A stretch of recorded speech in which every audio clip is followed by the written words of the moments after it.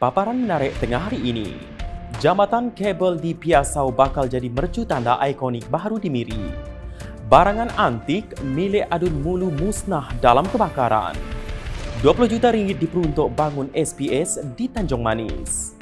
20 juta ringgit diperuntuk laksana projek SPK di Jerijeh. Hadiah Syawal buat Kampung Tian Matu. Permohonan perparitan Kampung Sok sudah diajukan kepada KMKK.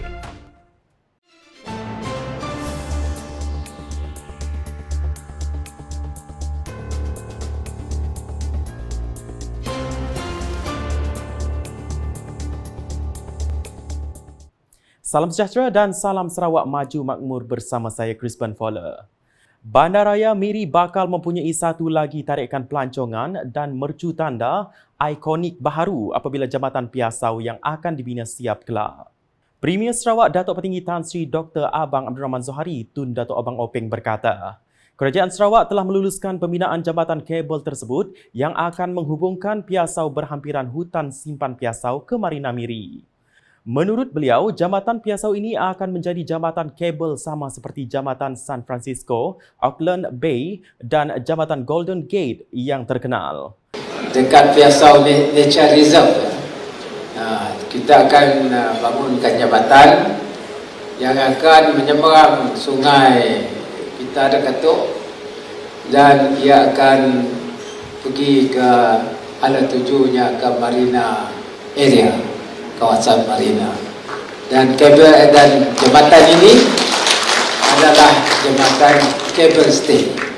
Bermaknanya kedak San Francisco lah yang akan kita bangunkan di Miri. Beliau berkata demikian semasa berucap dalam Majlis Ramah Tamah Lembaga Amanah Kebajikan Melayu Miri LAKMM di Mega Hotel pada Isnin.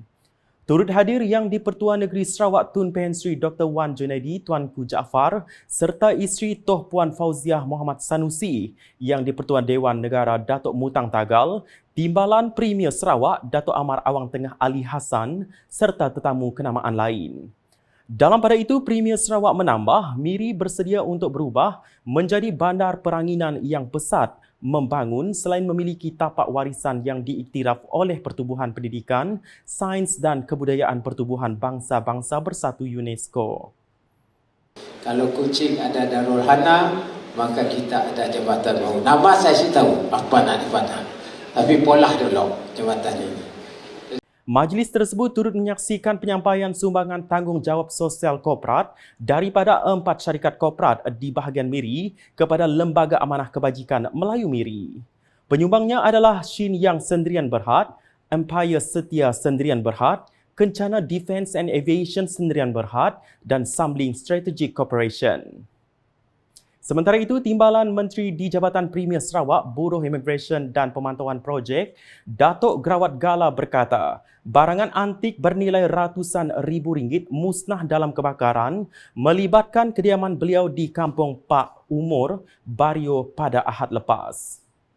Menjelas kepada pemberita selepas majlis tersebut, Ahli Dewan Undangan Negeri Adun Mulu itu mendedahkan siasatan punca kebakaran masih dijalankan pihak Jabatan Bomba dan Penyelamat Malaysia JBPM Sarawak.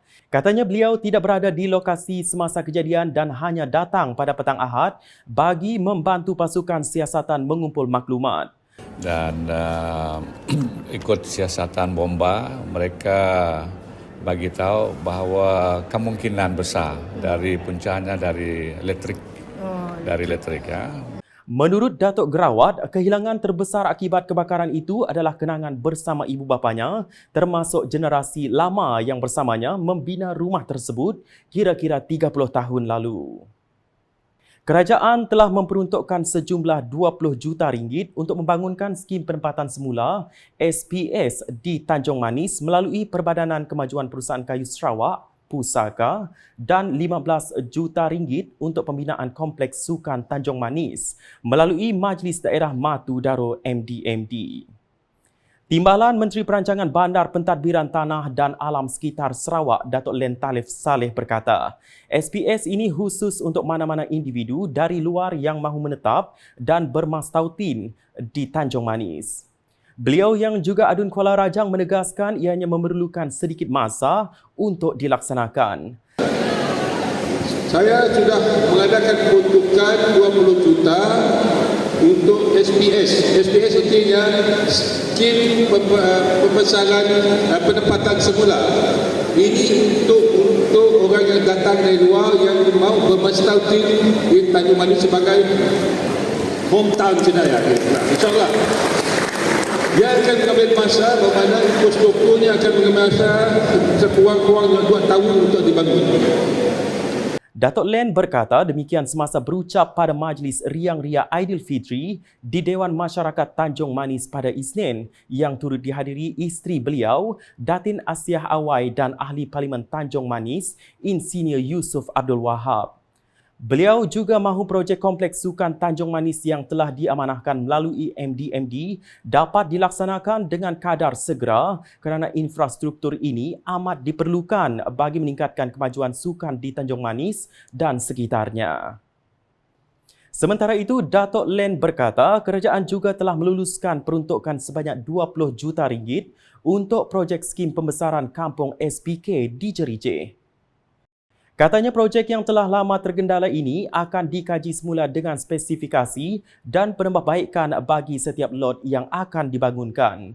Antara penambahbaikan yang dilakukan ialah menembok semula lot penyediaan kemudahan asas seperti jalan berturap, elektrik dan bekalan air.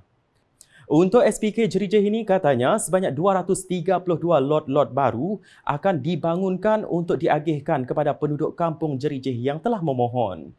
Beliau berkata demikian semasa berucap pada Majlis Riang Ria Aidilfitri bersama penduduk Kampung Jerijeh di Dewan Masyarakat Kampung Jerijeh pada Isnin. Sementara itu, Datuk Len akan meneliti tapak baru bagi projek Dewan Baru Kampung Jerijeh agar ia dapat dilaksanakan dengan segera.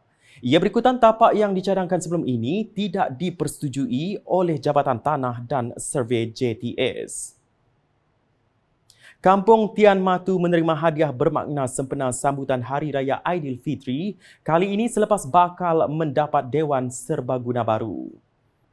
Berita gembira itu diumumkan oleh Timbalan Menteri di Jabatan Premier Sarawak, Integriti dan Ombudsman, Datuk Dr. Juanda Jaya sambil berkata, projek tersebut akan dilaksanakan di bawah Agensi Pembangunan Delta Rajang Rada dengan fasa 1 bernilai 15 juta ringgit.